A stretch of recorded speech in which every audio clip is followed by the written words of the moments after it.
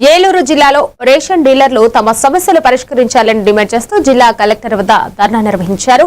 Commission పెంచాలని, పనిభారం తగ్గించాలని, smart ఫోన్లు మంజూరు చేయాలని కోరారు. ప్రస్తుతం కేవలం 6,000 కమిషన్తో పనిచేస్తున్న తమపై బియ్యం బ్యాగుల క్యూఆర్ కోడ్ స్కానింగ్ వంటి అదనపు బాధ్యతలు మోపడం భారంగా మారిందని రేషన్ డీలర్లు యూనియన్ నాయకులు ఆవేదన వ్యక్తం చేశారు. దీంతో ఫోటోకి